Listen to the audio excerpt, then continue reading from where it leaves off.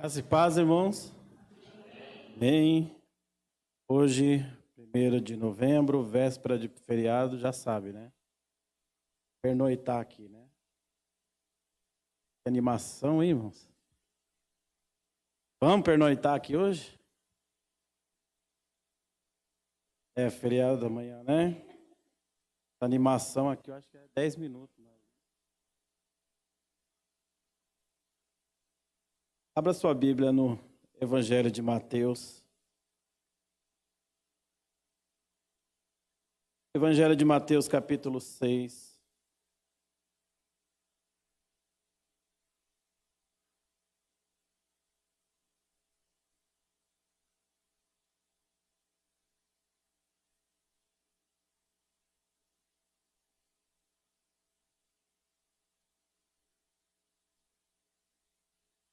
Evangelho de Mateus, capítulo 6. O pastor Caio pregou aqui, acho que umas 2 ou 3 semanas atrás, usou um pedaço, né, uma parte desse texto. Mas a palavra do Senhor, ela é viva e eficaz. Ela é viva e eficaz. Ela falou conosco naquele dia e vai falar conosco novamente. Eu não vou pregar em cima do que o pastor pregou, mas nós temos que estar sensíveis à voz do Senhor para pregar aquilo que o Senhor nos manda pregar. E a mensagem dessa noite, o Senhor manda pregar sobre o perdão. Poxa vida, já quanto ouvimos falar nesses últimos dias, pelo menos aqui, né, a respeito do perdão. Eu estou concluindo meu curso teológico e essa última matéria eu estou tendo que alongar um pouquinho mais, porque tem muito conteúdo, e eu estou estudando o relacionamento cristão.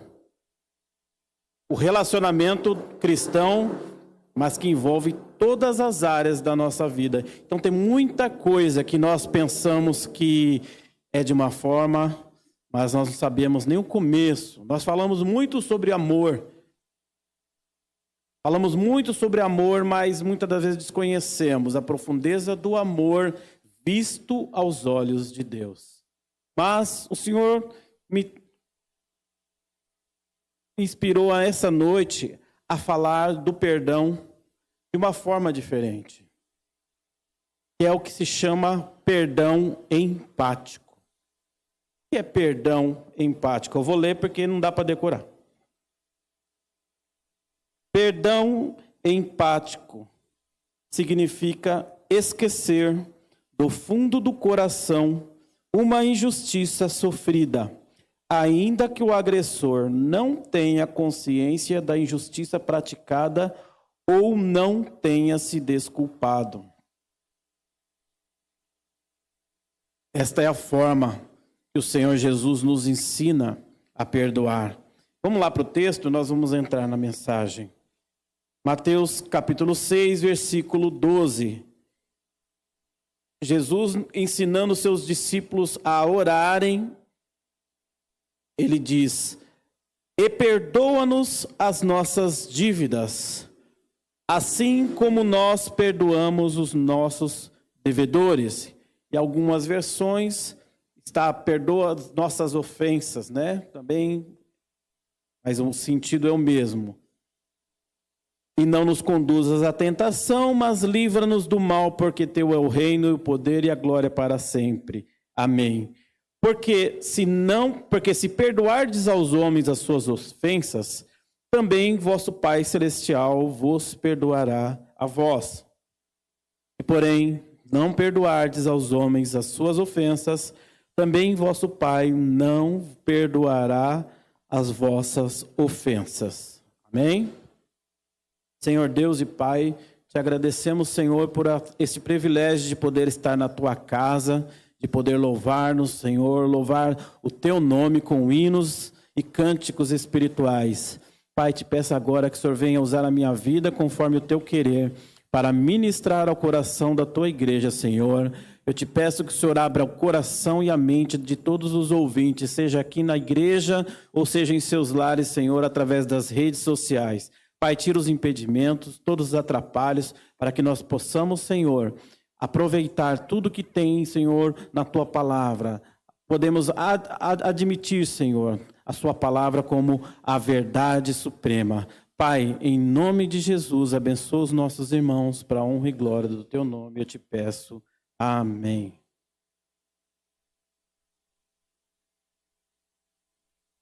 Novamente eu digo, quando o Senhor nos inspira a trazer uma mensagem que há pouco tempo foi trazido, é porque o Senhor quer falar novamente com alguém, ou com todos nós, a começar daquele que transmite a palavra do Senhor.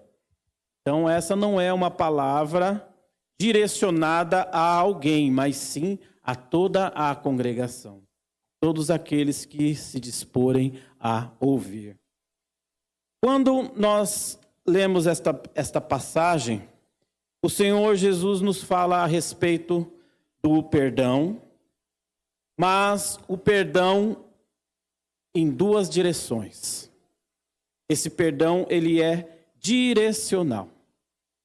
Ou seja, ele, para acontecer em um plano, é necessário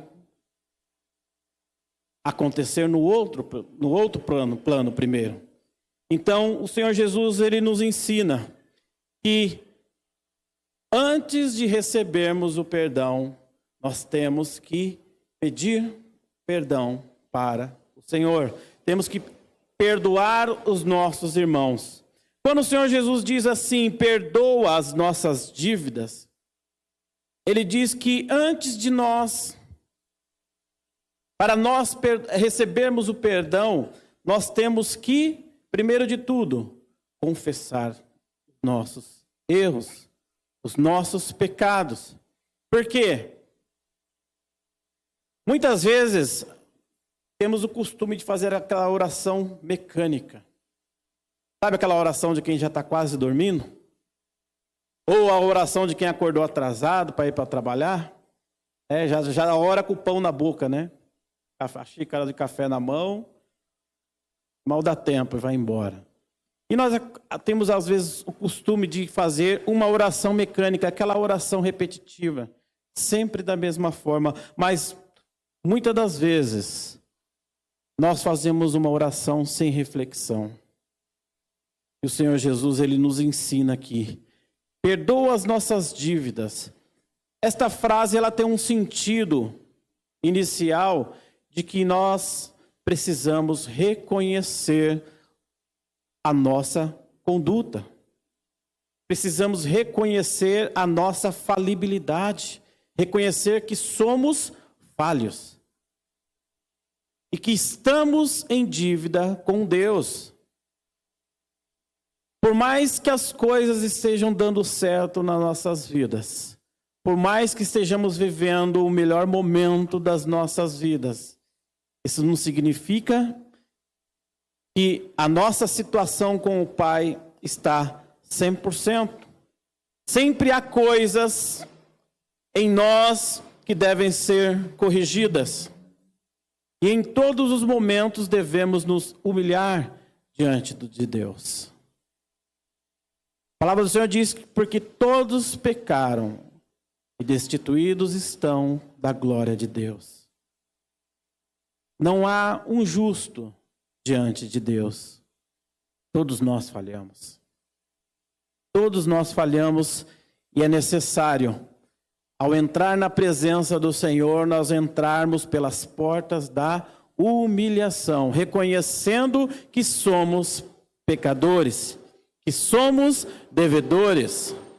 Porque muitas das vezes nós chegamos para orar ao Senhor apenas pedindo as coisas. Nós entramos como um filho pidão. Pai, me dá isso, pai, quero aquilo. Parece uma criança no final do ano, né? Com uma lista de presentes que ele quer por ter passado de ano. Lembro quando eu era criança, gostava de estudar, né? Faz tempo. Aí, quando chegava a caderneta do final do ano lá, aprovado, já é todo feliz para a mãe, para mostrar e para também, né? Vai que cola, né? Aquele presentinho que a gente sempre ficou esperando o ano inteiro, vai que chega, né? E muitas das vezes nós somos como crianças, dessa forma. Chegamos na presença do Pai com uma lista de desejos, mas esquecendo que não somos merecedores. E às vezes a nossa conta está tão negativa, verdade? Às vezes a nossa conta já está até no vermelho, até no saldo negativo, de tanto que nós andamos dispersos, descompromissados. Mas a palavra do Senhor diz lá na primeira carta de João, capítulo 1, versículo 9. E se disser, versículo 8 em diante, se dissermos que não temos pecado, enganamo-nos a nós mesmos e não há verdade em nós. Se confessarmos os nossos pecados, Ele é fiel e justo para nos perdoar os pecados e nos purificar de toda a injustiça. Se dissermos que não pecamos, fazemo-lo mentiroso e a sua palavra não está em nós. Se dissermos que não temos pecado, enganamo-nos a nós mesmos. Muitas das vezes nós nos julgamos merecedores de entrar na presença do Senhor para lhe exigir algo que até mesmo Ele já tenha nos prometido, esquecendo de, antes de pedir qualquer coisa ou querer trazer a lembrança do Senhor, algo que Ele nos prometeu, nós devemos nos humilhar, confessando ao Senhor as nossas falhas. Porque quando nós deixamos de confessar os nossos erros e as nossas falhas, tudo aquilo que você for falar dali em diante não tem valor, não tem efeito. Muitas das vezes nós trabalhamos, investimos nosso tempo, nossas economias, nossos recursos e nada dá certo. E nada dá certo. Confiamos na nossa capacidade de produzir e ficamos esperando altos retornos. Mas uma vida espiritual em falha, ela impede de nós sermos abençoados. Eu já falei outro dia aqui, tudo que nós almejamos para esta vida, para a nossa vida secular, ela é conquistada no mundo espiritual. Tudo que nós adquirimos neste mundo é resultado das nossas batalhas espirituais, daquilo que nós buscamos, daquilo que nós investimos no reino de Deus. Mas quando estamos com relações cortadas com o Pai, porque é isso que o pecado faz com as nossas vidas. Todas as vezes que nós erramos, que nós pecamos, o nosso relacionamento com o Pai é interrompido até que nós nos humilhemos diante dele, reconhecemos que somos falhos, que erramos e nos voltamos ao Pai e lhe pedimos perdão. Provérbios capítulo 28.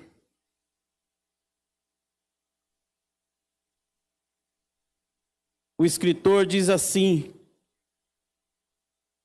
Provérbios capítulo 28, versículo 13.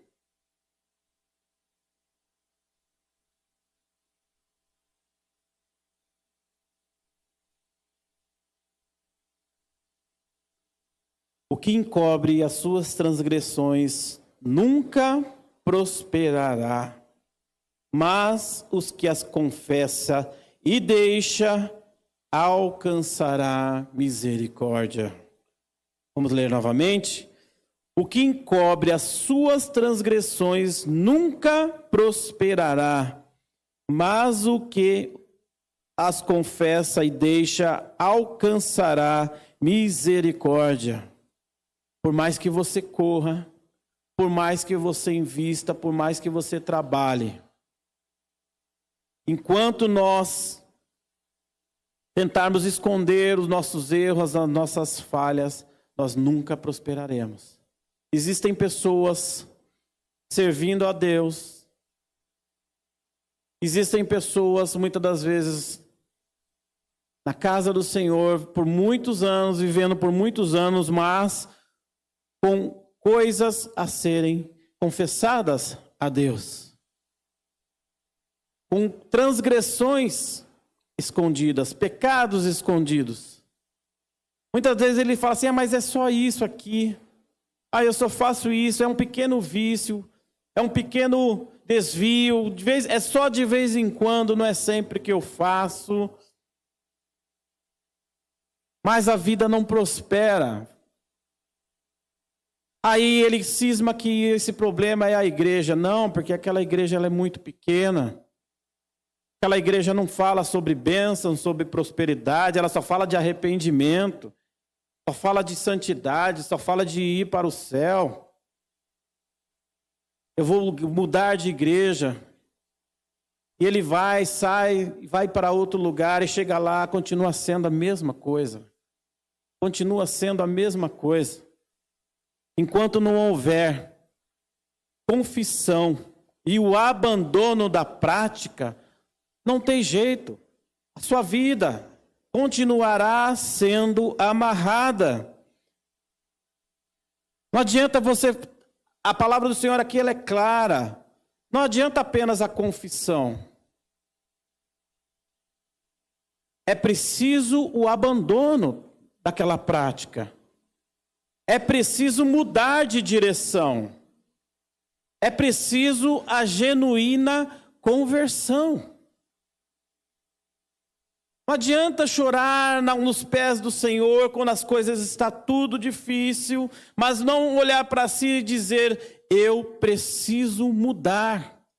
Essa situação fui eu mesmo que ia construir. Isto é fruto das minhas obras. Mas é aquele irmão. Mas é aquele meu vizinho. Mas é minha esposa. É meu marido que faz isso e eu fico, não. O problema é o seu relacionamento com Deus, que está interrompido por causa das suas transgressões, que você insiste muitas das vezes em querer transferi-la. Ao invés de assumir, não, eu tenho essa falha, eu preciso mudar. Eu preciso mudar de direção, preciso mudar de caminho, ficar transferindo a culpa para as pessoas. Não vai resolver nada. Não vai mudar a sua situação. A palavra aqui diz que aquele que confessa e deixa, alcançará misericórdia. O salmista, o rei Davi, é interessante nós quando falamos assim que o rei Davi era um homem segundo o coração de Deus. Ele fala no Salmo, bem-aventurado é o homem cujas transgressões são perdoadas. Porque ele viveu essa situação. Ele viveu essa situação. Quando você olha a história do rei Davi, há coisas ali que você olha assim e pensa, mas como um homem fazendo essas coisas pode ser chamado um homem segundo o coração de Deus? Em nenhum momento a Bíblia esconde a falibilidade do homem. Em nenhum momento você vai ver Deus escondendo as fraquezas e os erros daqueles a quem ele escolheu. Mas o que faz de Davi um homem diferente do seu antecessor, o rei Saul, e ao transgredir o mandamento do Senhor, ele começa a procurar justificativas. Ele errava porque ele queria aparecer, ele queria ser visto. Mas a palavra diz que Davi, quando é confrontado, seu pecado é descoberto, ele admite: pequei contra o Senhor. E ele se arrepende.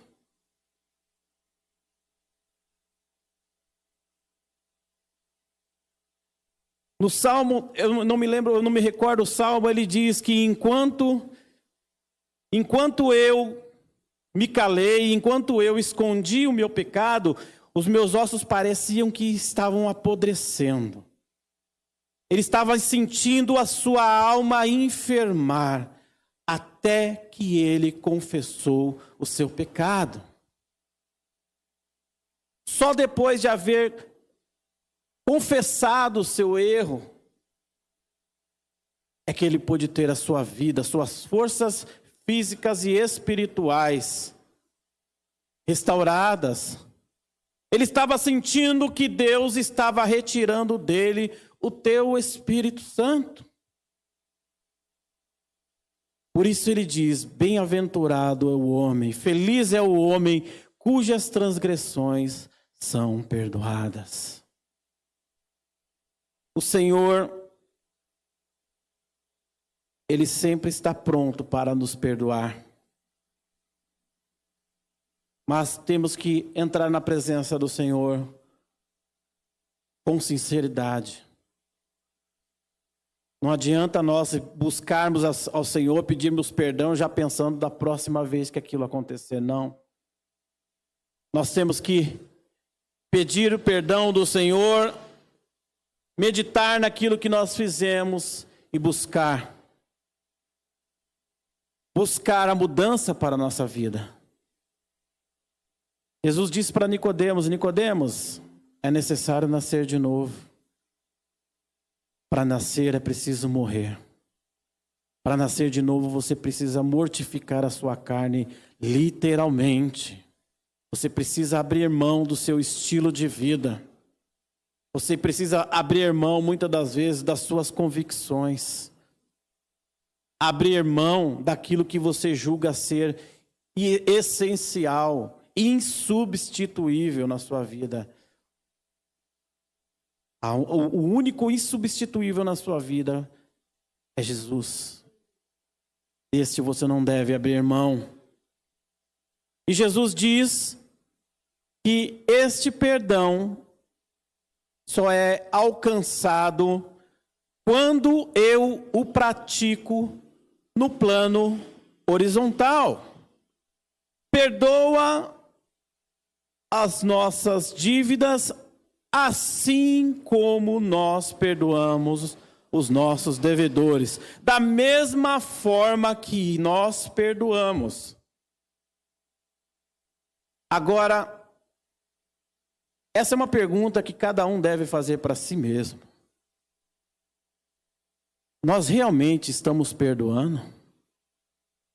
Se Deus perdoar da mesma forma que eu perdoo, será que eu vou sentir o efeito desse perdão? Porque se é da mesma forma que nós perdoamos, será que Deus realmente vai perdoar os nossos pecados, as nossas dívidas? É necessário, irmãos, é necessário que nós entendamos o significado deste perdão que o Senhor espera de nós. O perdão empático é aquele que você faz sem esperar receber de volta. É aquele que você oferece sem pedir nada em troca. Porque quando eu perdoo, como o pastor Caio disse aqui, não é esquecer. Não é fingir que nada aconteceu. É amnésia, né? O pastor mesmo disse. Quando eu perdoo, quando eu cumpro o perdão empático, eu estou reconhecendo que eu também sou falho, que poderia ser eu no lugar daquela pessoa. E que agora eu não desejo que aquela pessoa seja punida pelo erro que ela cometeu.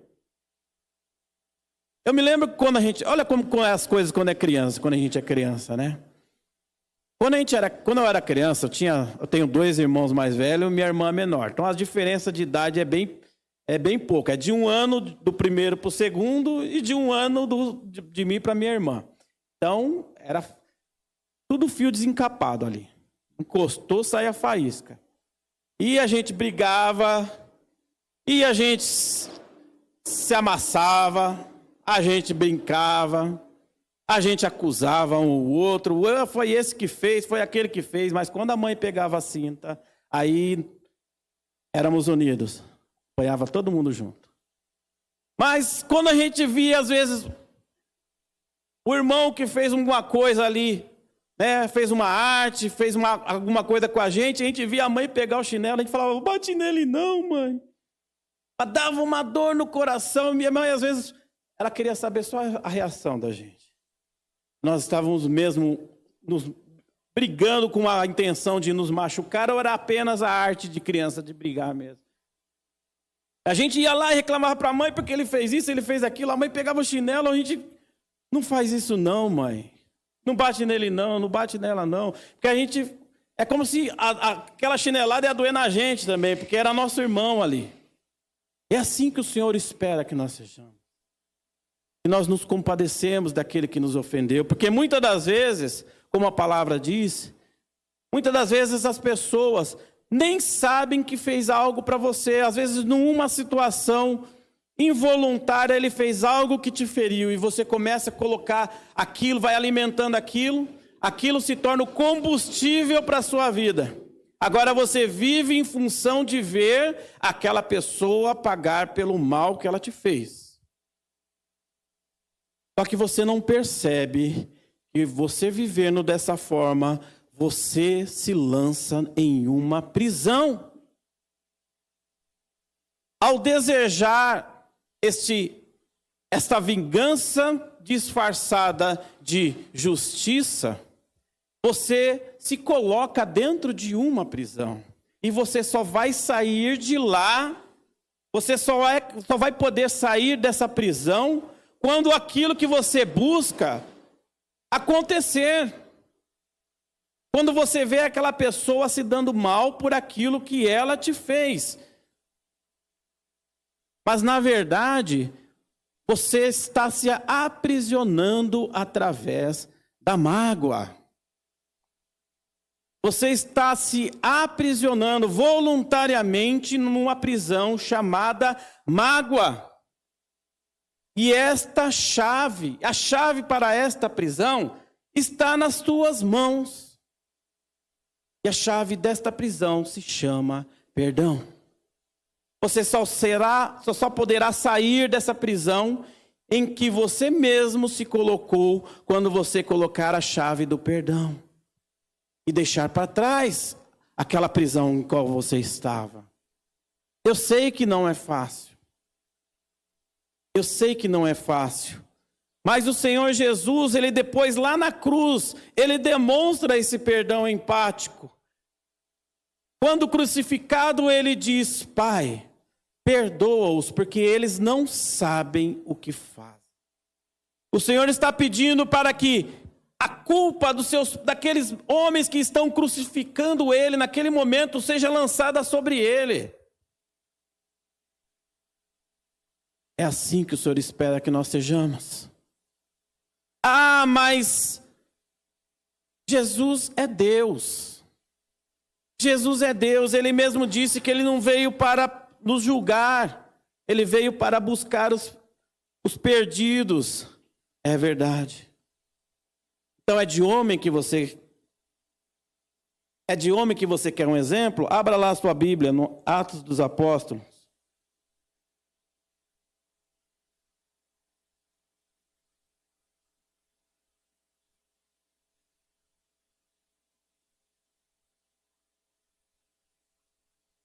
Atos dos Apóstolos. Não vou ler, mas é para que os irmãos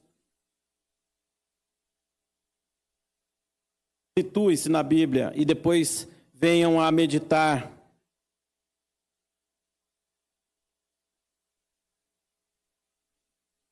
Estevão, conhecido como um dos 7, era um diácono, um jovem diácono, separado para servir na igreja, cheio do Espírito Santo.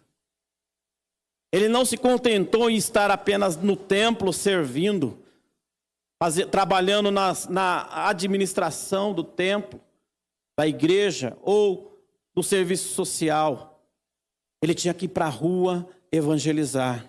E a Bíblia diz que ele encontrou um grupo de judeus e eles não podiam contê-lo, porque a sabedoria que havia nele, o espírito que havia nele, sobressaía a inteligência e a sabedoria dos fariseus. E tiveram que, assim como Jesus, forjar falsas testemunhas. Em determinado momento, na sua defesa, ele fala de Jesus, aqueles a quem eles haviam crucificado. E ali pegaram em pedras e arremessaram contra ele. E Estevão, ele olha para os céus e vê os céus abertos. E ele vê Jesus ao lado do Pai. E quando ele fala isso, é aí que eles ficam loucos e vão para cima dele. Mas suas últimas palavras são: Senhor, não lhes imputes este pecado. E tendo dito isso, adormeceu. O diácono Estevão não era Deus, mas ele era cheio do Espírito Santo de Deus. É o Espírito Santo de Deus que nos capacita a cumprir tudo aquilo que o Senhor deseja de nós. As mudanças que nós precisamos só pode acontecer se o Espírito Santo de Deus habitar em nós. Porque por nós mesmos, nós não temos forças. Paulo fala que aquilo que eu quero, eu não faço. Mas o que eu não quero, isso eu faço. É a eterna luta da carne contra o Espírito. Se é a carne contra o Espírito, você precisa da força do Espírito para vencer a sua carne. Só que para isso você precisa ter uma coisa: comunhão com Deus e comunhão com o seu irmão. E não só com os seus irmãos da fé, mas é necessário ter comunhão com todas as pessoas, viver bem, ter uma vida viver de modo que ninguém possa ter acusações contra você. Nós temos que viver de forma a ser invejados. O que é isso, irmão? As pessoas olham para você e dizem: aquela pessoa, falam tão mal dela, mas eu não vejo nada disso nele. Eu não consigo ver nada disso do que falam dele. Enquanto está todo mundo preocupado com a crise financeira, enquanto está todo mundo preocupado com as doenças que estão acontecendo, aquela pessoa está firme. O que há de diferente na vida dela? Às vezes você mora num lugar que todo mundo pensa que por você morar naquele lugar, você é um marginal, você é uma pessoa com inclinação a viver uma vida errada. Mas não é o lugar que você mora que vai dizer quem você é. Mas é a forma com que você vive, como você trata as pessoas. Por isso que nós temos que estar em constante vigilância. Constante vigilância para viver bem com os nossos irmãos. Para não ter nada do que nos acuse. Perdoando aqueles que nos ofendem. Perdoando aqueles que falam mal de nós. Não querendo que seja pago da mesma forma que ele venha sofrer o agravo das suas palavras ou das suas ações. Mateus capítulo 18, já estou encerrando.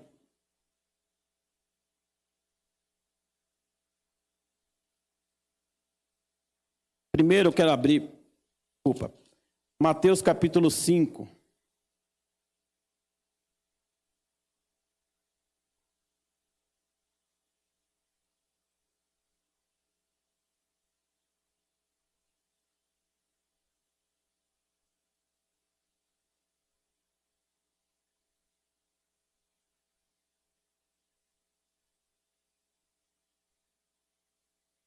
Versículo 19.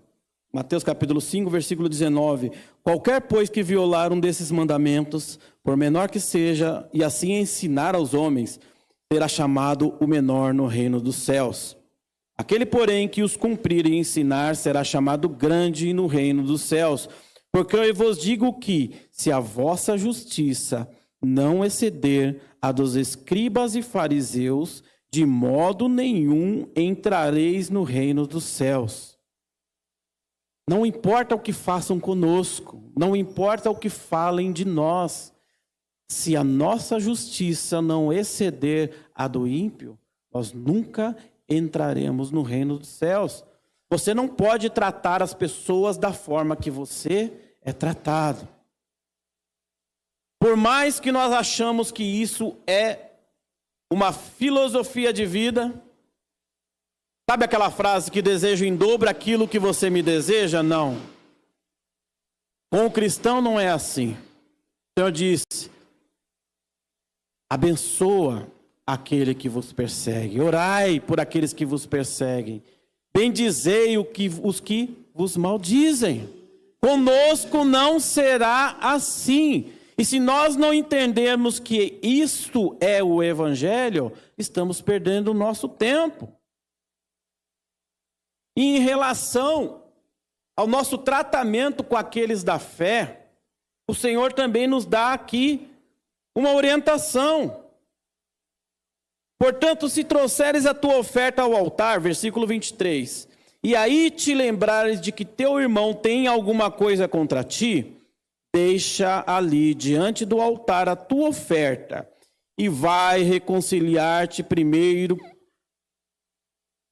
com o teu irmão e depois vem e apresenta a tua oferta. Isso é para nós crentes. Por mais que você sirva no ministério, você pode pregar aqui na frente, você pode cantar, tocar, você pode fazer tudo. Mas se você tem alguma coisa, se você tem alguma desavença com seu irmão e você fica alimentando, deixando para lá, deixa que o tempo resolva, tudo que você faz está sendo retido aqui. Suas ofertas, porque nós pensamos, quando falamos de oferta, nós pensamos que é o dízimo, o dinheiro, tudo aquilo que você entrega. Não. Tudo aquilo que você faz para o Senhor é uma oferta. O seu louvor não sobe. A minha oração não sobe. A minha palavra não surte efeito. A palavra que eu ministrar aqui não vai surtir efeito. E quando você entenda, é isso que eu gosto desta palavra. Eu gosto dessa palavra para nós entendermos por que o perdão é essa chave que liberta. Ah, mas ele fez isso, fez aquilo comigo e eu estou magoado. E Jesus disse aqui, se teu irmão tem alguma coisa contra ti, ele não disse que é você. Viu como é sério essa questão do perdão? Se teu irmão tem alguma coisa contra ti, deixa a sua oferta do lado e vai se consertar com ele. Por quê? Aí nós voltamos lá ao caminho da humilhação. Ah, é muita humilhação ter que pedir perdão por algo que nós não fizemos. Jesus não morreu por algo que ele não fez? O que é pedir perdão? Quando Jesus morreu por algo que ele não fez. Assumiu uma culpa da qual não era sua. Ele tomou o seu lugar de pecador e se entregou naquela cruz. Isso não é nada perto do que Jesus fez por nós. Mas quando você cumpre a palavra do Senhor, principalmente este tipo de humilhação, entenda, irmãos, isso muda vidas, mudou a minha vida. Eu já contei esse testemunho. Isso mudou a minha vida. Quando você, mesmo sendo ofendido, você busca a outra parte, Ao se reconciliar com Ele, você está abrindo as portas da prisão em que Ele também se encontra. Você está proporcionando a Ele a oportunidade da reconciliação, tanto com você quanto com o Pai. Tem noção do poder que há na sua mão? O poder do perdão. Tem noção? Você tem a chave de muita prisão na sua mão. Mas muitas das vezes nós insistimos em ficar lá, alimentando aquela mágoa, como se fosse um animalzinho. Como se fosse um animalzinho de estimação. Aquela mágoa é a sua razão de viver. O Senhor tem coisas grandes para fazer nas nossas vidas. Nós não podemos ficar perdendo tempo com isso. Nós não podemos ficar achando que somos dignos de justiça quando nós somos devedores. Entenda que o perdão, ele abre prisões. Ele liberta não só você, o ofendido, mas aquele que o ofendeu. Aconteceu isso comigo, vou dizer rapidinho aqui. Eu tive um relacionamento com uma pessoa antes de me casar. E tive muitas confusões no meio da família e muita coisa foram dita. Eu ouvi, eu falei. Então aqui ninguém era inocente. Cada um foi para o seu lado, né, com a família da pessoa que eu me relacionava. E um dia o Senhor usou uma pessoa na igreja falando: olha, você tem trabalhado, você tem buscado acertar a sua vida, você faz, mas não acontece, porque tem coisas ali na sua vida que o Senhor quer mudar. E você vai amanhã ligar para aquela pessoa que te ofendeu e vai pedir perdão a ela. E ele disse assim: eu sei que muitos que estão aqui não vão fazer, porque estão aqui apenas pela emoção. Mas você que fizer, você sabe que é com você, que você fizer, você vai ver como que Deus vai mudar a sua vida. E eu vi que aquela palavra foi para mim, porque eu estava magoado, sim. E no outro dia, ao chegar do serviço, eu peguei o telefone e liguei para a pessoa.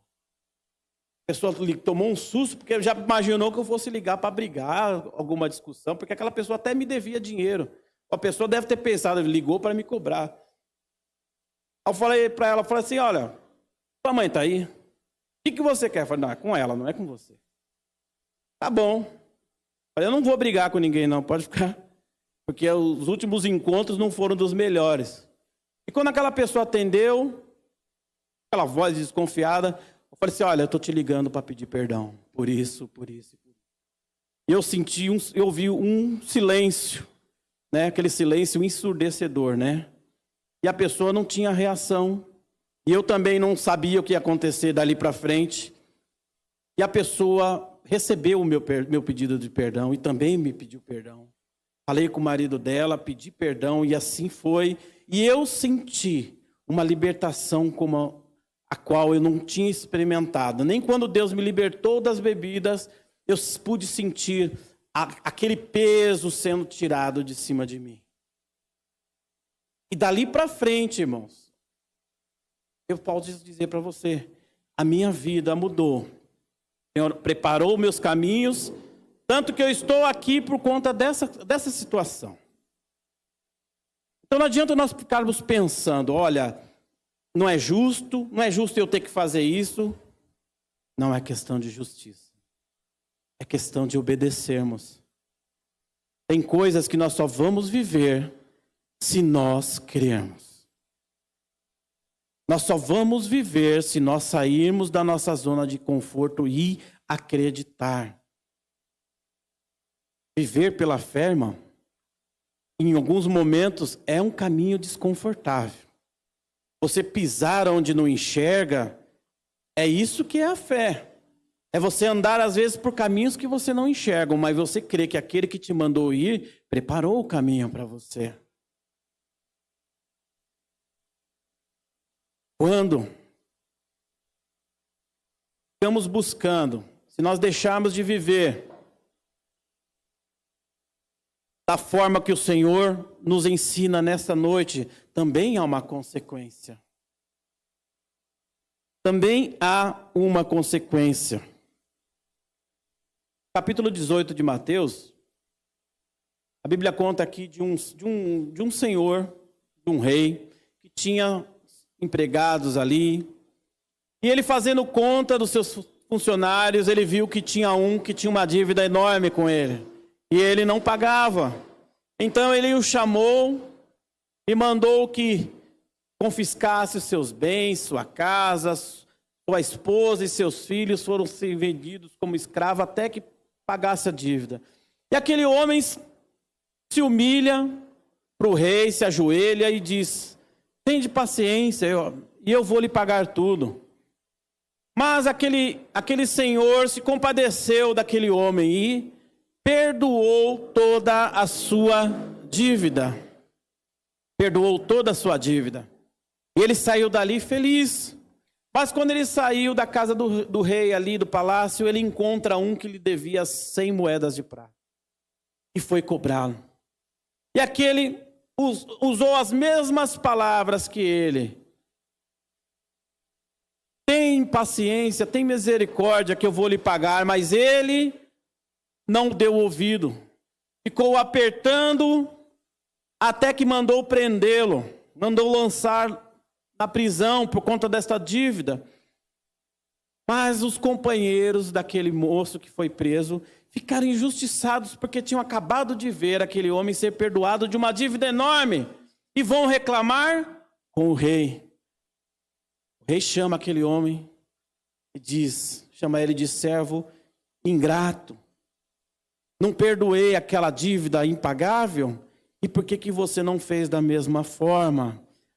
Agora você vai para a prisão e não vai sair de lá até pagar tudo que devia. Essa é a nossa sentença. Se nós não entendermos que para receber o perdão de Deus é necessário perdoar. Eu não estou aqui trazendo uma nova teologia, não. É a Bíblia. O perdão de Deus está condicionado a nós perdoarmos. Sabe por quê, irmãos? O maior gesto de amor que nós podemos fazer e não falar, o maior gesto de amor que nós podemos fazer é perdoar. A palavra do Senhor diz que Deus nos amou de tal maneira que Ele nos enviou o Seu Filho para morrer por nós. Para quê? Para nos oferecer o perdão. Para que a nossa dívida fosse perdoada. Mas como todo aquele que recusar o perdão de Deus, só lhe resta a prisão eterna. Se você está aqui essa noite, é porque o Senhor tem algo para falar no seu coração, assim como o Senhor falou no meu coração. O Senhor te dá a oportunidade hoje de restaurar a sua vida, te dá a oportunidade de reconciliação com Deus e com o seu irmão. Portanto, irmãos, nós temos que, nessa noite, sair daqui e fazer uma reflexão da nossa vida. Como anda a minha vida? Estou em falta com alguém? Estou em dívida com alguém? Estou devendo perdão para alguém? Seja você este canal de bênção. Seja você um pacificador, como a palavra do Senhor diz lá no Salmo 1. Bem-aventurados os pacificadores, porque eles verão a Deus. Amém?